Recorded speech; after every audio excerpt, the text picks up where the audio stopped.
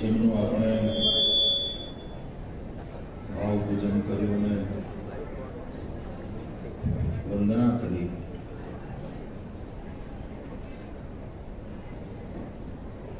એવા પંચાવન અખાડાના સભાપતિ અને અખિલ ભારતીય સંત સમિતિના અધ્યક્ષ આપણા સૌના આદરણીય અને આદર્શ એવા પૂજ્ય મુક્તાનંદ બાપુ, શિક્ષણ ક્ષેત્રના શ્રેષ્ઠ મનીષી એવા આપણા સૌના આદરણીય અને આદર્શ શિક્ષક બીજુભાઈ ભરાડ સાહેબ, અને મને એ વાતનો આનંદ છે કે આ બંને મહાનુભાવોનું સાંદીપની દ્વારા પૂજ્ય બાપુને અમે દેવર્ષિ માનદોપાધિથી વિભૂષિત કરી અને એમની ભાવવંદના કરી હતી. અને ગુરુ પૂર્ણિમાની પૂર્વ સંધ્યાએ છેલ્લા કેટલાક વર્ષોથી શિક્ષણના ક્ષેત્રમાં વિશિષ્ટ પ્રદાન કરી રહેલા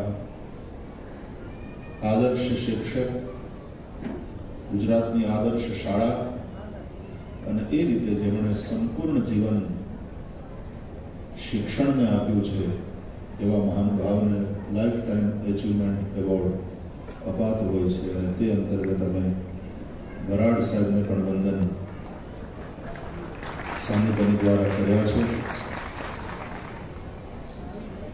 એટલે અમારા દ્વારા સન્માનિત અને પૂજિત મહાપુરુષોનું જ્યારે સન્માન થઈ રહ્યું છે અને એની વાત લઈને જ્યારે બધા ભાઈઓ આવ્યા ત્યારે એમાં મને જોડ્યો, પણ મેં કીધું એવું કરો કે તમે સન્માન કરો છો ને એમાં હું તમને હાથ લગાડીને તમારી બાજુમાં ઊભો રહું. તમે આરતી ઉતારો તો તમારી બાજુમાં ઊભો રહીને આરતીની થાળીને હું હાથ લગાડું તો મને સંતોષ થાય.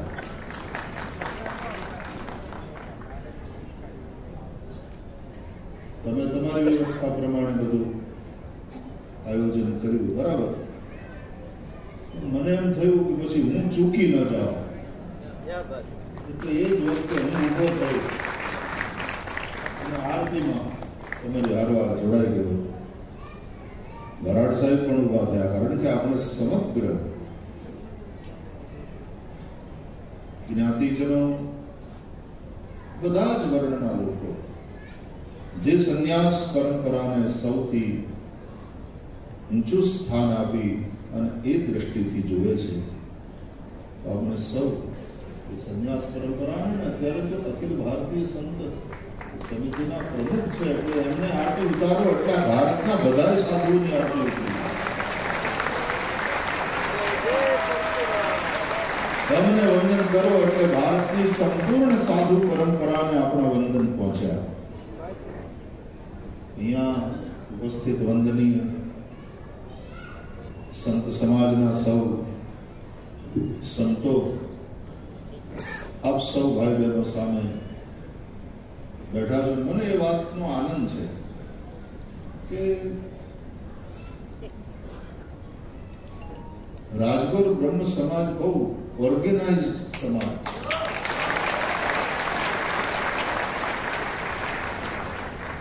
બાકી બ્રાહ્મણોએ હજી ઘણું બધું શીખવાનું છે. જે શીખવાડતા હતા હવે એને શીખવું પડે એવી દશા આવી, અને શીખવું જ જોઈએ, કારણ કે જે શીખે એ જ શીખવાડી છે.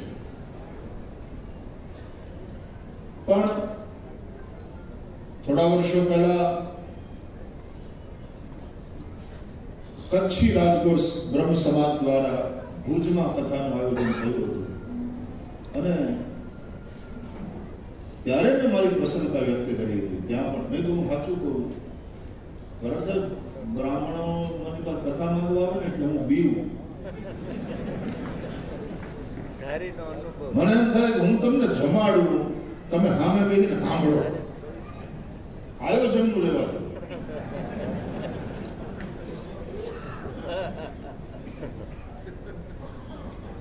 અને આપણે સમસ્ત સૌરાષ્ટ્ર કચ્છ બ્રહ્મ સમાજનું આખું એક સંગઠન છે આપણું. ત્યાં ગઈકાલે જ મારી પાસે છેલ્ભાઈ બધા આવ્યા હતા અને ત્યાં આ વખતે સોમનાથમાં રાખ્યું છે. હું બધાને કહું કે બ્રાહ્મણ વર્ણાનામ બ્રાહ્મણો ગુરુ હોય એવું કહેવાતું હોય તો આપણાથી બીજા શીખવા જોઈએ. એને બદલે હવે આપણે એમાં ક્યાંક ને ક્યાંક ભૂલી ગયા. અને એનું કારણ એ થયું હશે કદાચ કે કોઈક રીતે સમાજ ક્યાંક પાછો પડ્યો. શિક્ષક, બ્રાહ્મણ એટલે શિક્ષક, હું આવા એક વિશાળ અર્થમાં બ્રાહ્મણને લઉં છું. અને એ શિક્ષક ને હાચવવામાં ક્યાંક ને ક્યાંક સમાજ ચૂક્યો અને એ ચૂકવાનું શરૂ થયું મહાભારત કાળથી. સમાજ ચૂક્યો એને કારણે દ્રોણે પોતાની અસ્મિતા ગુમાવી. નહીં તો કુશળતા તો ગજબની દ્રોણ ગુરુની, પણ અસ્મિતા ગુમાવી. રામાયણ કાળના વશિષ્ઠ ઋષિની જે અસ્મિતા કે જેનું વજન કે જેનો પ્રભાવ છે, મહાભારત કાળ આવતા દ્રોણ ગુરુની વાત કરીએ કે કૃપાચાર્યની વાત કરીએ, પણ ક્યાંક એ ઊંચાઈમાં ઘટાડો થયો છે. અને એમાં દ્રોણને દોષ નહીં દઈ શકાય. તત્કાલીન સમાજ, જે ગુરુજનો, જે શિક્ષકો પ્રત્યેનો પોતાનો આદર કે પોતાની ફરજ એમાં ચૂક્યો. અને ગુરુ દ્રોણ જેવા એ અયાચી બ્રાહ્મણ હતા, તેજસ્વી બ્રાહ્મણ હતા, પણ એના દીકરાને જો દૂધ ન મળતું હોય અને દ્રોણના પત્ની પાણીમાં ચપટી આટો નાખી અને ડોઈ અને પછી લે બેટા દૂધ છે એમ કહી અને આંખમાં આંસુ સાથે બાળકને પટાવતી હોય તો એ જવે. અને દ્રોણ જેવા તેજસ્વી બ્રાહ્મણના મનમાં વિચાર તો થાય કે મારી આટલી વિદ્યા, મારું આટલું કૌશલ્ય, હું સમાજને માટે આટલો ઘસાઈ જાઉં છું અને મારા છોકરાને દૂધ ન મળે. સમાજ ક્યાંક ચૂક્યો. એક બ્રાહ્મણને હાચવી લ્યો. અને હું બ્રાહ્મણ જયારે કહું છું ત્યારે હું કોઈ જાતિવાદ ઉપર નથી, ગુણ કર્મ વિભાગશા ગીતાના વચનોને લઈને ચાલુ છું. એક બ્રાહ્મણને હાચવી લો. બ્રાહ્મણ એટલે શરીરનું જે માથું છે, મસ્તક છે. તમારા હાથમાં કઈ હથિયાર ન હોય અને એમાં ધીંગાણું થાય અથવા તો ક્યાંક મારામારી થાય, કોક તમારા ઉપર પ્રહાર કરે લાકડીથી, તો પહેલું કામ હાથ, માથા ઉપર પ્રહાર થતો હોય તો હાથ અડાવે. અમે તૂટી જઈએ એનો વાંધો નહીં, પણ માથાને કઈ નથી. શરીરની આ એક સહજ પ્રતિક્રિયા શરીરની હોય છે, એનાથી શીખવાનું છે. બ્રાહ્મણોસ્ય મુખમાસી બાહુ રાજન્ય કૃતઃ. બાહુ હાથ તરફ આડા આવી જાય. ક્ષત્રિયનું એક કામ છે, રક્ષક છે. એટલા માટે ગૌ બ્રાહ્મણ પ્રતિપાદક ક્ષત્રિયો કહેવાતા. માત્ર માથાનું જ રક્ષણ એ સૌથી વધારે મહત્વનું છે. અરે સાહેબ, તમે કંઈક તમને થઈ ગયું હોય ને શરીરને કંઈક અકસ્માત, ભગવાન કરે ન થાય, પણ કદાચ એવું થાય ને ત્યારે આ શરીરનું તંત્ર પણ, આપણા વૈજ્ઞાનિક સાહેબ અહીંયા બેઠા છે, એ સ્વીકારશે કે શરીરનું તંત્ર પણ, વાઇટલ ઓર્ગન્સ જે છે શરીરના, એને તરત લોહીનો પુરવઠો પહોંચાડવાનું ચાલુ કરે. બીજા બધા ઓર્ગન્સને તત્પૂરતું ન મળે તો અરે આપણે ઘેર મહેમાન આવે ને ખાવાના વાંધા હોય તો છોકરાને આપણે એક કોર રાખી એક બાજુ અને પેલા મહેમાનને જમાડીએ. મહત્વનો છે, મહેમાન ભૂખ્યો ન જાય, અતિથિ ભૂખ્યો ન જાય. અને શરીરની પણ આવી સંરચના છે કે વાઇટલ ઓર્ગન્સ જે છે, બ્રેન વગેરે, એને પહેલું લોહી મળે એ સુનિશ્ચિત કરે છે. આ દેહ જો સુનિશ્ચિત કરતો હોય તો દેશ સુનિશ્ચિત ન કરે. આ વ્યવસ્થા હું તો કથાઓમાં એટલા માટે છેલ્લા કેટલાક વર્ષોથી કયા કરું છું, એકલો ભાગવત નથી વાંચતો, મારા શરીરને વાંચું છું, સમાજને વાંચું છું, અને એને લઈને કયા કરું છું કે જે વ્યવસ્થા દેહમાં છે એ વ્યવસ્થા દેશમાં લાવશો તો બધી જ સમસ્યાના સમાધાન થઈ જશે. હાથ તૂટી જાય, હાથ કપાઈ જાય તો માણસ ઠૂઠો કેવા છે પણ જીવતો રહેશે. પગ કપાઈ જશે તો લંગડો કેવા છે પણ જીવતો રહેશે. પણ જો માથું કપાઈ ગયું તો માણસ જીવતો નહીં.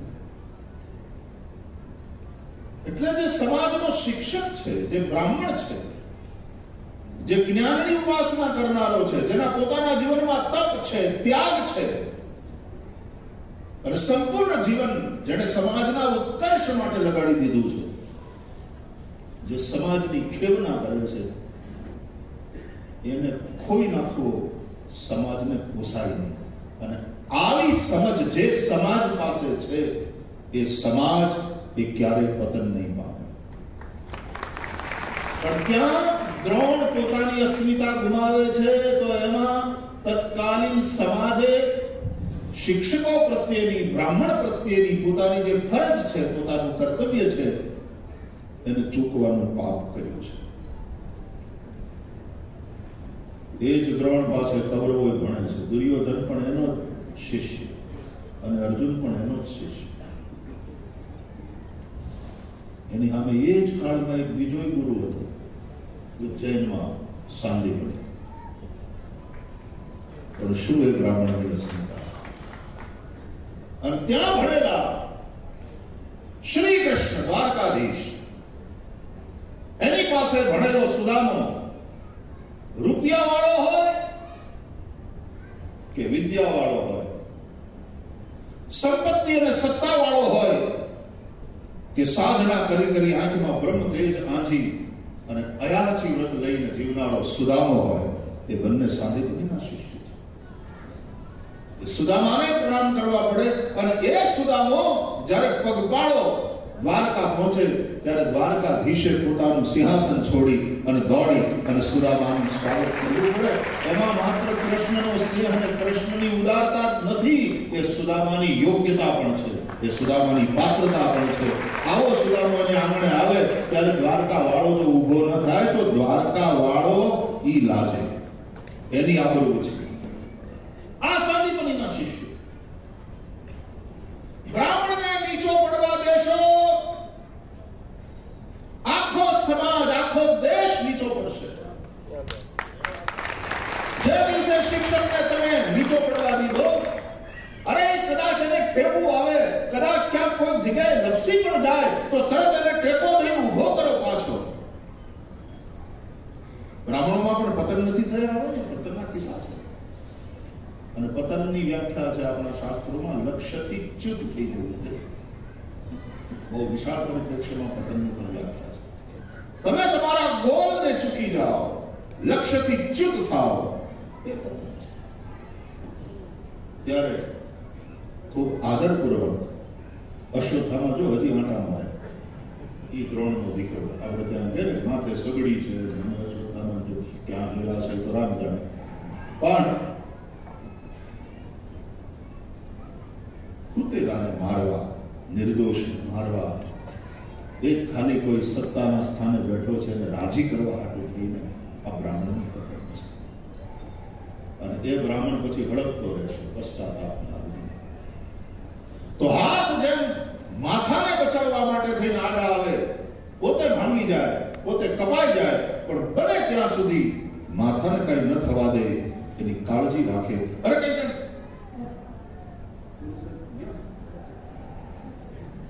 ઘણી વાર મેં સાંભળ્યું છે અને થોડા થોડા ક્યારેક વિડીયો હાડાનો આવતો પૂજા કરતા હોય ને હાડા અપરાધીઓ પકડાયા હોય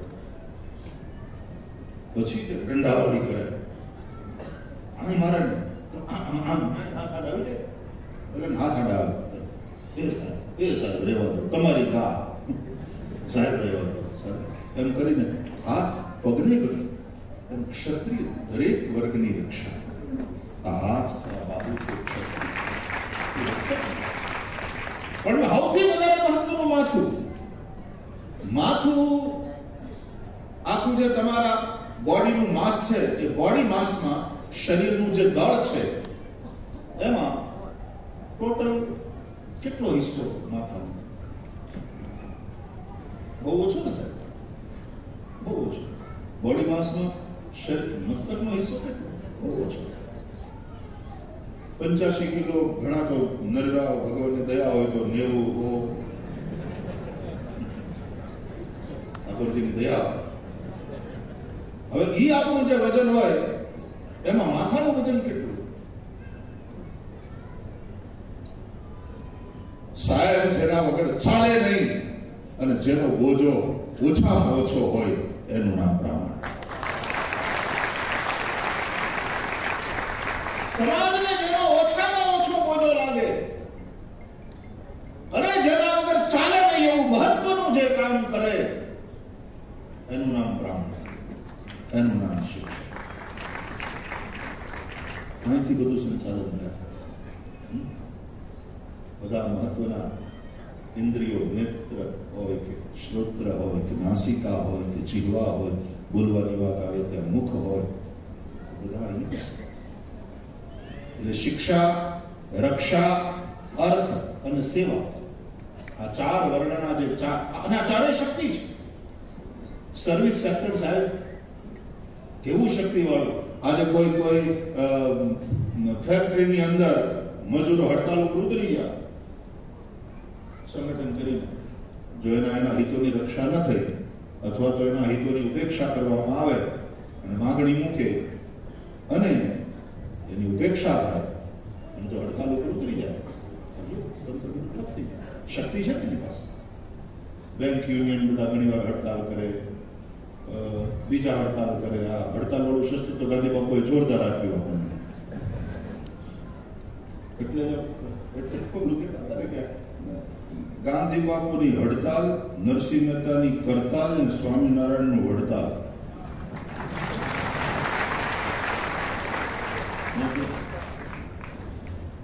આપણે અહીંયા એ સજાની સ્વામી મહારાજના પેલામાં બેઠા છે તો કેવો મહિમા તો આ ત્રણેયનો મહિમા બહુ નરસિંહ મહેતાની કરતાલ એટલે આખી જે સંકીર્તન પરંપરા સંત પરંપરા ભક્તિની પરંપરા તો એ સર્વિસ સેક્ટર જેની પાસે છે એ લોકો બોજો ઉપાડે છે પગ આખા શરીર આમાં સર્વિસ સેક્ટર વાળા એ બોજો ઉપાડે છે અને પગ હાલતા રહે ને ત્યાં સુધી જીવન ચાલતું રહે ચરે વહેતી ઉપનિષદોનો પણ સંદેશ અને આદેશ છે એટલે સર્વિસ સેક્ટર એને નબળું કેમ ગણાય અને એની ઉપેક્ષા કેમ થાય હમણાં ન જાતો કામ હું થયું પગ ભાંગ્યો લો રોજગારી અટકી ગઈ પગ ભાંગે એમ સમાજનો એ વર્ગ પણ એ જો ભાંગશે કે એ કમજોર થશે તો એ સમાજ નહીં ચાલે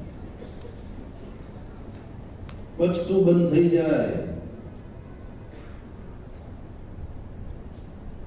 હું તો વડીલોને કહું કેટલા થયામાં હવે તો થોડાક ભણવા માંડ્યા અને તો ગામડામાં કહું તો ત્યારે એમ કહેતા 4 5 થયા હશે 84-85 વર્ષની ઉંમર પછી મારો બીજો પ્રશ્ન હોય મારી યજ્ઞ થાય છે ને ખવાય છે ને હા દોઢ રોટલો ખાઈ જાવ એવું કે તો વાંધો નહીં આવે ભૂખ લાગતી હોય અને આમાં બરાબર પચતું હોય તો એ રસ પછી રક્ત અને સંપૂર્ણ શરીર બધી ધાતુઓ પછી નથી બને રસ રક્ત માંસ મજ્જા પોષણ આ જે કામ કરનારા અર્થ તાકાત જેની પાસે છે એવો વૈશ્ય સમાજ, એમાં વેપારીઓ, ઇન્ડસ્ટ્રીયાલિસ્ટ, ખેડૂત, પશુપાલકો બધા જ આવી ગયા, જે સંપત્તિનું સર્જન કરે છે. અને આ ક્ષત્રિય રક્ષા જેની પાસે સત્તા. એટલે આપણા ઋષિઓએ આ વર્ણ વ્યવસ્થા દ્વારા શક્તિનું વિકેન્દ્રીકરણ કર્યું. It is decentralisation of power. વર્ણ વ્યવસ્થા એટલે ડિસેન્ટ્રલાઇઝેશન ઓફ પાવર. યજ્ઞ વ્યવસ્થા એટલે ડિસેન્ટ્રલાઇઝેશન ઓફ વેલ્થ. એ યજ્ઞ છે. Yajna is not only fire sacrifice. It's not only a religious ritual. એક વિચારધારા છે. યજ્ઞ એક જીવન શૈલી છે. મને યજ્ઞ ઉપર તો બોલવાનું થાય ને તો કલાકોના કલાકો બધી બોલું. મને ગમે, મારો ગમતો વિષય છે. કારણ કે ભગવાને ગીતામાં જ કહ્યું, સહયજ્ઞા પ્રજા સૃષ્ટવા પુરોવાચ પ્રજાપતિ અનેન પ્રસવિષ્યત્વમ એષવો સ્પૃષ્ટ કામદો દેવાન ભાવયતાનેન તે દેવા ભાવયંતુ વઃ પરસ્પરમ ભાવયંતઃ શ્રેયઃ પરમવાપ્સ્યથ. બધા દેવો છો, વાંચજો.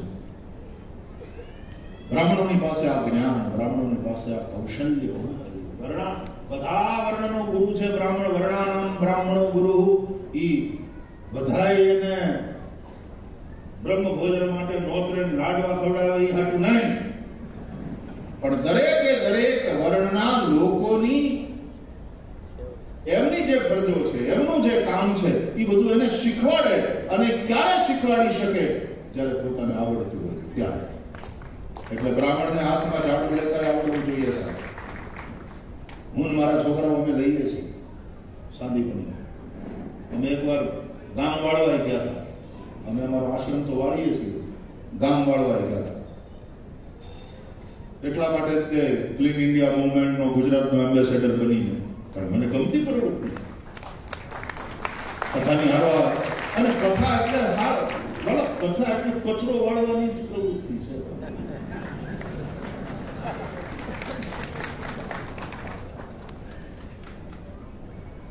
જીભની હાવરણીથી આમ અંદરનો કચરો બહાર કાઢી, પછી હાથમાં હાવરણી લઈને બહાર વાળો કચરો એ વાળો. અને બ્રાહ્મણને એનું ઉલટાનું ગૌરવ હોવું જોઈએ. સાંદીપનીના બધા છોકરાઓ અમારા જે નેટ પ્લેન બધું રાખે, હાથમાં સ્ટાપર લઈને મંડી પડે. ખેતર હોય તો ખેતરની અંદર અમારા 300ની સેના મંડી પડે. 10 મજૂર શું કામ કરે આખા દિન? દાંત કાઢતા અમારા છોકરા આમ કરવા દો. પછી આના અમે 1 કલાક ઉતરશું ખેતરમાં.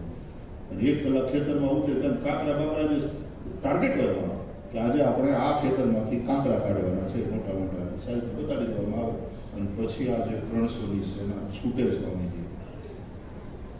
1 કલાકમાં તો ઓલા મજૂરો આખો દીકરી જે નોકરીએ ક્યાં 1 કલાકમાં આપણે.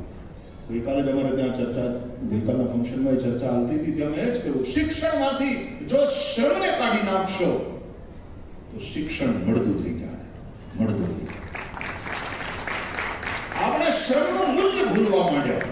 અને હવે તો એક નવો રોગ ચાલુ થયો. મને ચીડ ચડે છે આ વાતની કે કોઈ શાળાની અંદર છોકરાઓ સફાઈ કામ કરતા હોય એટલે એના ફોટા લઈને ઘણા પાછા મીડિયામાં આપી દે કે છોકરાઓની પાસે આ મજદૂરી નથી કરાવતા. અમારા છોકરાઓને શ્રમનું મહત્વ શીખવાડીએ છીએ. આ કરવા દો ને પછી મોટો થશે ત્યારે તમે માંદા પડશો, પાણી માંગશો, પાણીનો લોટો ભરી નહીં પીવડાવ્યો. કારણ કે સંસ્કાર નથી આપ્યા. તમે નિશાળમાં સંસ્કાર નથી આપ્યા. શ્રમનું મૂલ્ય અને શ્રમનું મહત્વ છોકરાઓને શાળામાંથી એને સમજાવવું પડશે. એ મજૂરી નથી. આપણા ઘરને સાફ રાખવું એ મજૂરી નથી, એ પૂજા છે. અને એ ઘર એટલે શરીરમ ગૃહમ, આ પણ ઘર છે. અમારા માધુપુરી સ્વામી બોલાવતા ગામડામાં આપણું જૂનું છે, ઘરમાં ઘર એમાં ઘર, ઘરમાં ઘર એમાં વસે દામોદર. આસમાન એક ઘર છે. મંદિર તારું વિશ્વ રૂપાળું, સુંદર સર્જનહારા રે. નહીં પૂજારી, નહીં કોઈ દેવા, નહીં મંદિર ને તાળા. આવું વિશ્વ આસમાન ઘર છે. એ ઘર આવડું ઘરમાં ઘર, એમાં પાછો આ ઘર, ઘર એમાં આ ઘર, ઘરમાં ઘર એમાં ઘર, અને એમાં વસે દામોદર. ઈશ્વર સર્વભૂતાનાં હૃદયે તિષ્ઠતિ. એટલે એ આપણા ઘરને સાફ રાખવું એ તો દામોદરની સેવા છે. નરસિંહ મહેતો હરિજન વાસમાં જઈને ભજન કરે, અભડાઈ ગયો કરીને આ આપણી જે ઓલી સંકીર્ણ મનોવૃત્તિ, અને મને એમ લાગે છે કે ભજન કર્યું નરસિંહ મહેતાએ ત્યાં જઈને એકલા ભજન ન ગાયા હોય, કારણ કે ભજ શબ્દ, ભજ ધાતુ છે અને સેવાના અર્થમાં છે. ભજ સેવાયા, ભજન કર્યું હરિજન વાસમાં જઈને, એનો મતલબ સેવા કરી. એકદમ જે કચડાયેલો વર્ગ છે એના છોકરાઓ પણ કેમ ન ભણે? આદિવાસી છોકરાઓને હું ત્યાં અત્યારે આમ ઠંડતા જોઉં છું, કામ કરતા જોઉં છું. 2.5-3 લાખ રૂપિયા વર્ષની ફી આપી અને કોઈ પણ હિલ સ્ટેશનની રેસિડેન્શિયલ સ્કૂલની અંદર જે સુખી માણસો પોતાના છોકરાઓને ભણાવે, એ વ્યવસ્થામાં આ હિલ સ્ટેશન ઉપર સાપુતારામાં આદિવાસીઓના છોકરા એક પૈસો આપ્યા વગર ભણે. અને સાંજે સાપુતારાની અંદર ત્યાં કોઈ કમ્પાઉન્ડ ઊંચી રાખી નથી, તોય કોઈ છોકરો ભાગીને ક્યાંય જાતો નથી. જાય શું કામ? જાય તો ખોટ મારે. આપણે ચાપરડા જઈએ સાહેબ, જુઓ એક એક સંસ્થાઓ ચાપરડાની હોય તો આપણે ત્યાં કથા કરી, કચ્છમાં અધોઈ, કેવી એક સંસ્થા. સૌથી વધારે ધ્યાન આપો આના ઉપર. હું તો પોલિટિશિયનોને પણ કયા કરું, સત્તાના શીર્ષ સ્થાનો ઉપર બેઠા છે ને કયા કરું, જ્યાં સુધી તમે શિક્ષણના ક્ષેત્ર ઉપર પૂરતું ધ્યાન નહીં આપો અને સૌથી વધારે બજેટ તમે શિક્ષણને નહીં ફાળવો, ત્યાં સુધી દેશ ઊંચો નહીં.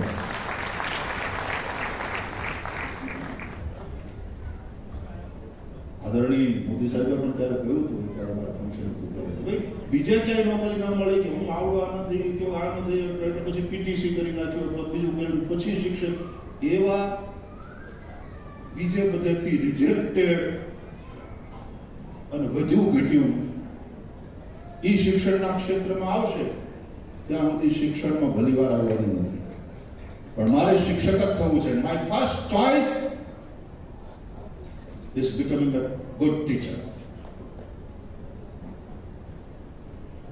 My choice જો કોઈ શિક્ષક થાય અને એક પેશન સાથે આની અંદર આવે અને ઈ માથું જો હરખું હોય તો પછી એવો સમાજ ઉભો થાય કે પછી ભારત માતાનું આ માથું કોઈ કાપી તો ન કે સાહેબ કોઈની સામે ઝૂકે નહીં. એકદમ તેજસ્વીતાથી આ રાષ્ટ્ર ઉભું હશે તો એવો સમાજ ઉભો કરવાનું કામ એ બ્રાહ્મણોનું છે, એટલે શિક્ષકોનું છે.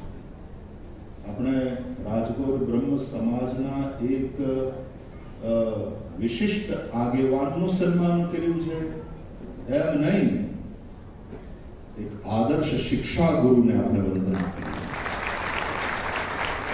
એટલા માટે મેં ઉભા થઈને તમને પણ આગ્રહ કર્યો કે સ્ટેન્ડિંગ ઓવેશન આપો સાહેબ ગીજુભાઈ ભરાડ સાહેબને.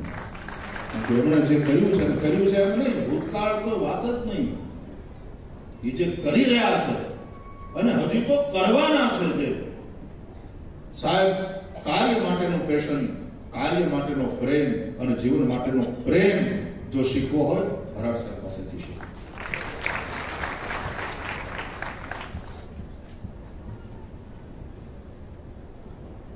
અર્થ સંપાદન અને વિદ્યાની પ્રાપ્તિ તો એવી રીતે કરો કે જાણે તમે કોઈ દી મરવાના જ નથી, આમ માનીને જ થાય. અર્થ સંપાદન અને વિદ્યા સંપાદન, પણ પછી યાદ રાખવાનું કે પછી એનું જો વિતરણ ન થયું, અર્થ હોય કે વિદ્યા, એનું વિતરણ ન થયું તો પાછા ડૂબો. અને એટલા માટે એનું વિતરણ, એનો ત્યાગ, યજ્ઞ, સંપૂર્ણ જીવન એક યજ્ઞ. વરાડ સાહેબની વંદના કરીને એમાં હું પણ જોડાયો. એનો મને આનંદ છે. પૂજ્ય બાપુ, આમ તો સંન્યાસ આપણી શાસ્ત્ર પરંપરા અનુસાર માત્ર બ્રાહ્મણોને, એક સમય આવે એ કાર્ય કર્યા પછી બ્રાહ્મણ અંદરથી વિરક્ત હોય એટલા માટે તો એ ભેગું નથી કરતો સાહેબ. ટોટલ લોહી નો કેટલો હિસ્સો વાપરતું હશે મગજ, બાકી આખા શરીરમાં કેટલું. પણ જયારે ઇમરજન્સી ઊભી થાય ત્યારે વાઇટલ ઓર્ગન તરીકે સૌથી વધારે પહેલા એને મળવું જોઈએ. આવી શરીરની રચના અને આવી શરીરની વ્યવસ્થા છે. પણ પછી કારણ વગરનું સંગ્રહ કરવાની વાત જ ન હોય. એનું નામ બ્રાહ્મણ. ત્યાગપૂર્ણ જીવન જીવનાર એવું બ્રાહ્મણ. તેન ત્યક્તેન ભુંજીથા મા ગૃદઃ કસ્ય સ્વધનમ. ઉપનિષદોનો આવો ઉદ્ઘોષ કરનારો બ્રાહ્મણ. એ પછી એક સમય આવે કે માટે સંન્યાસ. ક્ષત્રિયોને તપની છૂટ આપી, પણ બહુ સંન્યાસમાં તમારે જવાની જરૂર નથી. એને તપની છૂટ આપી, કારણ કે રક્ષા કરતા કરતા આની સંખ્યા ઓછી. ટોટલ આજે બ્રાહ્મણોની સંખ્યા કેટલી હશે આખા ભારતમાં?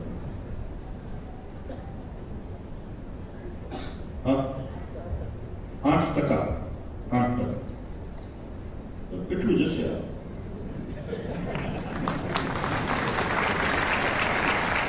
બોડી માસની દ્રષ્ટિએ જોઈએ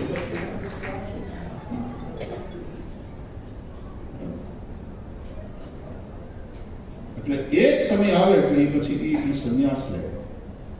પણ ક્ષત્રિયો, હમણાં જ પૂજ્ય શંકરાચાર્ય મહારાજના દર્શને ગયો હતો. એમની સાથે પુરીના શંકરાચાર્ય સ્વામી નિશ્ચલાનંદ સરસ્વતીજી મહારાજ, એમની સાથે બેઠા બેઠા એ સત્સંગ થતો હતો. એ માર્ગદર્શન કરી રહ્યા હતા. ક્ષત્રિયોએ લડતા લડતા રાષ્ટ્રની રક્ષા માટે, દેશની રક્ષા માટે, ધર્મની રક્ષા માટે લડતા લડતા ઘણા બધા વીર ગતિને પામે.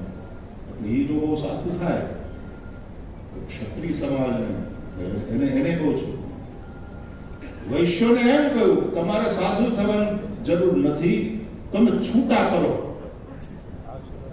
જે કમાવો છો એનો ત્યાગ કરતા શીખો, તમે છૂટા કરતા શીખો. ધર્મની સેવામાં લગાડો, રાષ્ટ્રની સેવામાં જે તમે કમાવો છો એ વિત્ત લગાડો. અને જે સેવા ધર્મવાળા બધા સર્વિસ સેક્ટરના માણસો છે એને તો કહ્યું કે તમે તો ભજન જ કરો છો. ભજન સિવાય તમે બીજું કંઈ કરતા જ નથી, કારણ કે ભજન એટલે સેવા. તમે સેવા કરો એ ભજન જ છે. આવી એક સરસ વ્યવસ્થા. અને યાદ રહે, ફરીથી કહું, એમાં વાદ ક્યાંય નથી. આ વાદ આવ્યો નહીં, વિકૃતિ છે. બ્રાહ્મણ વાદ, ક્ષત્રિય વાદ. અને મારે ચિંતા સાથે કેવું છે, ગઈકાલે જ રામભાઈ બધા વાતો કરતા હતા કે આ વાદ વકરતો જાય છે અત્યારે સમાજ. એમાં ક્યાંક ને ક્યાંક રાજનીતિએ પોતાનો રોલ અદા કર્યો છે. આ વાદ વકરતો જાય છે એમાં. પણ કદાચ રાજનીતિક ક્ષેત્રના લોકોની પોતાની મજબૂરીની બાધ્યતા પણ હશે કે જે હોય તો, પણ વાદ વકરતો જાય છે. હું જે કે બાપુ કે અમે જે કઈ બધા ભેગા થઈને કરીએ તો એમાં ત્વની રક્ષાની વાત છે. બ્રાહ્મણત્વ, ક્ષાત્રત્વ, આ ત્વની રક્ષાની વાત છે. કારણ કે ત્વની રક્ષા થશે તો આખા સમાજની, આખા રાષ્ટ્રની રક્ષા થશે. આમાં કઈ વાત છે? માથાવાદ, પેટવાદ, હાથવાદ, પગવાદ એવું છે કે અને અમે જુદા, પેલા અમારા માટે કરો, એવું ક્યાંય છે? એમાં ક્યાંય વાદ નથી. ત્વની વાત છે. તો આ જે ત્વ એટલે કે પણ, બ્રાહ્મણ પણ, ક્ષત્રિય પણ, એ જે ત્વ છે એની રક્ષા થશે તો સમગ્ર સમાજનું ભલું થશે. આપણે કેવા મહાપુરુષને આજે પ્રણામ કર્યા કે બ્રાહ્મણ શરીર, અગ્નિ અખાડો અને સંન્યાસ પરંપરાનું ગાંભીર્ય, એની મર્યાદા, એની ગરિમા અને એ જે ઊંચાઈ છે આપણે એને પ્રણામ કર્યા છે. સાધુ થયા પછી કોઈ એક વિશેષ વર્ગનો તો સાધુ રહેતો નથી. અરે વિધાનસભામાં સ્પીકર કોઈ થાય તો એક પાર્ટીમાં નથી થતો પછી. તો સ્પીકર જો એક પાર્ટીમાં ના રહેતો હોય તો સાધુ થયા પછી કોઈ એક વર્ગનો એ મહાપુરુષ રહેતો નથી. એ તો સમગ્ર વર્ગના કલ્યાણની ચિંતા સતત કરતો હોય. પણ સમાજને જરૂર એ વાતનું ગૌરવ હોય કે અમે એક આવા મહાપુરુષને સમાજ દ્વારા પ્રગટ કર્યા, એ પ્રગટ થયા. સન્માન સમારોહ એવા શબ્દ પ્રયોગો આપણે બરાબર છે. બાકી બાપુ અમારે તમને પ્રણામ કરવા છે આટલું તમે કીધું ને એમાં બાપુ રાજી થઈ જાય અને તમારા ઉપર હકીકતમાં સ્નેહ વર્ષા કરવા આવે, આશીર્વાદની વર્ષા કરવા આવે. બાકી સન્માન બનમાન તો છોકરાઓ તમને આ રમવાનું મજા આવતી હોય તો લ્યો રમી લો, તમને થોડી વાર ખોળા બેહાડી, તમને પટાવી, તમને લાડ બેઠાવી. નથી ઘણી વાર છોકરાઓ એની મમ્મીને, નાનકડી છોકરીને મેં જોયું હાથમાં લિપસ્ટિક લઈને એની મમ્મીને લે હું તને કરી દઉં. પછી તો એકલા હોઠ ઉપર હું ગાલ ઉપર બધે ચોપડે, પણ તોય મમ્મી છોકરાઓ માટેનો, પોતાની લાલી માટેનો પ્રેમ, પોતાની દીકરી માટેનો પ્રેમ એટલે એમ કરવા દે. એમ બાપુને તો એ રીતે કે ભાઈ પ્રેમ છે એટલે કરો કરવા દે આપણે. એટલે આપણે જે કંઈ આપણી તાલી ગયેલી ભાષામાં આપણા પ્રેમથી, આપણા આદરથી જે કંઈ કર્યું એને પૂજ્ય બાપુએ સ્વીકાર્યું. શાલ કરાવ્યું, જો કરાવ બાપાનું કામે આરતી ઉતારીને એટલી સહજતા બાપુ. આમ તો ઉંમરની દ્રષ્ટિએ ગીજુભાઈ ભરડ સાહેબ એનાથી નાનો, હું મારાથી નાના બાપુ ઉંમર ઘણા વ્યવહાર નાના, પણ એમની જે ભૂમિકા છે, જે સંન્યાસ ચતુર્થ આશ્રમમાં એમનો પ્રવેશ છે અને એ પછી સાદગી, સાધના, એમની સરળતા, આ બધી જે વાતો છે, આટલું બાપુ એમ હંમેશા કે હું કઈ કરતો ને બધું હાલ્યા કરે જ થાય છે. આ બધું કેમ થાય મને ખબર નથી. એમ કે ભાઈ બધું આ કેમ થાય મને ખબર નથી, હાલ્યા કરે. હું તો નદીના પટમાં જઈને ખુરશી નાખીને બેઠો અને મારી આડે વાતો કરતો, ચકલા આડે વાતો કરતો, આસમાન આડે વાતો કરતો, ધરતીની આડે વાતો કરતો. આ જે ભૂમિકા છે ને સાહેબ, ત્યારે એ સાધુ પુરુષ માટે આ જે કંઈ થઈ રહ્યું છે એ કંઈ પ્રપંચ નથી. નહીં તો અમારા સંન્યાસ પરંપરામાં પણ આ તો પ્રપંચમાં પડી ગયા તો સાધુ હું કામ થાય. એટલે સાધુ થયા એટલે સાધુતાની વ્યાખ્યામાં એક વિકૃતિ આવી. સાધુ એટલે કાંઈ નહીં કરતા, નહીં બધું કરતા હોવા છતાં જે કાંઈ નથી કરતો એ ભૂમિકા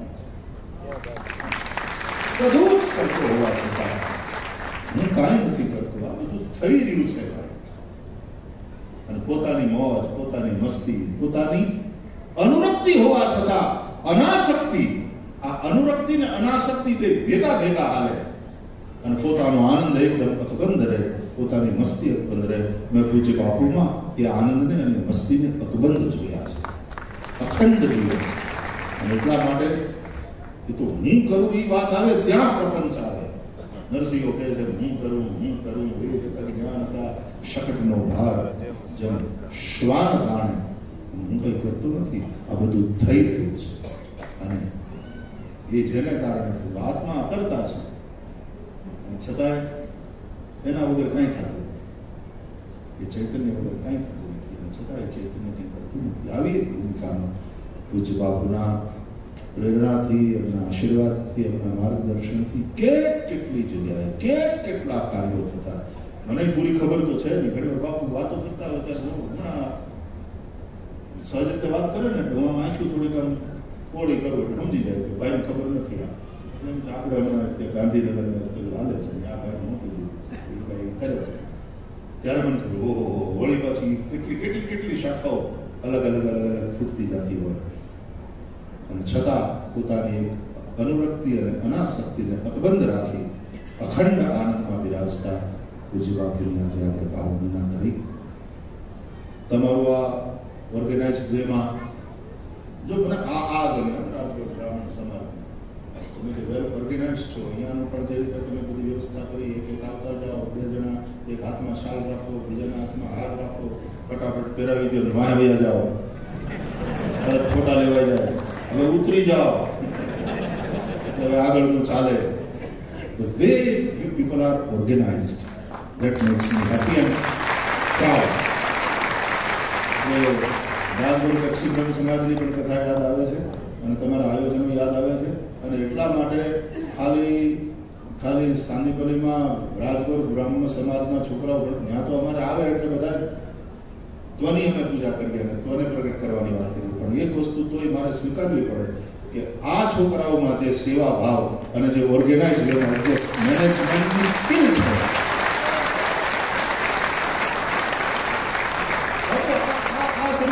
આ વર્ગમાંથી રાજકોટ બ્રાહ્મણ સમાજમાંથી જે છોકરા એમાં સેવાની ભાવના અને મેનેજમેન્ટની સ્કિલ આ બંને વસ્તુ છે. લગભગ એ રાજકોટ છે એટલા માટે નહીં, પણ રાજકોટ છે એટલા માટે પણ એની અંદર એ સ્કિલ છે, એટલે એની એ સ્કિલને જોઈને સામાન્ય રીતે એને નોખા કામમાં હોપ્યા હોય. અત્યારે મારા છોકરાઓ દેશ વિદેશની અંદર બધે જાય છે, આંટા મારે છે આખા વિશ્વની અંદર, અને ગૌરવ સાથે તમે માગવા વાળા નથી, અમે આપવા વાળા. એ ગૌરવ સાથે, એ અસ્મિતા સાથે આંટા મારે છે. હું એટલે જ્યાં મારા છોકરાઓને મોકલું વિદેશમાં, ત્યાં કહું જો આ દાસ છે, સેવક છે, પણ ઠાકોરજીનો, તમારો નહીં. ખૂબ આદરપૂર્વક મારા છોકરાઓને રાખવાના, શાસ્ત્રીજી કહીને પ્રણામ કરવાના. હા, તમને એવું લાગશે કે પ્રણામ કરવા યોગ્ય છે, પ્રણમ્ય છે, ત્યારે તમે પ્રણામ કરજો, પ્રણામ પરાયણ નહીં કરાવીએ. બાકી સેવક ઠાકોરજીનો છે, તમારો માર્ગદર્શક છે, ખૂબ આદરપૂર્વક રાખજો. જે દિવસે મને એમ લાગ્યું તમારા ડોલરિયા માટે કે તમારા પાઉન્ડિયા માટે નથી આવતો, જે દિવસે મને એમ લાગ્યું કે જરાકી આદરમાં ક્યાંક ખોટ આવી, ત્યારે મારા છોકરાને હું તરત પાછો બોલાવી દઈશ, કારણ કે હવે તમને મદદ કરવા માટે ત્યાં આવીએ છીએ. સનાતન ધર્મનું તમે જે કાર્ય કરી રહ્યા છો તેમાં તમારી સહાયતા માટે, તમારા માર્ગદર્શન માટે આવ્યા છીએ. પછી તમે માનો એ ધર્મ નહીં, જે ધર્મ હશે એ તમારે માનવાનો છે. ઘણીવાર હવે નવી બીમારી ચાલુ થઈ ગઈ, ઘણા મંદિરમાં આવી જાય ને એટલે એને થાય અમે માનીએ એ ધર્મ. એટલે આપણે માનીએ એ ધર્મ નથી, જે ધર્મ છે એ આપણે માનવાનો હોય.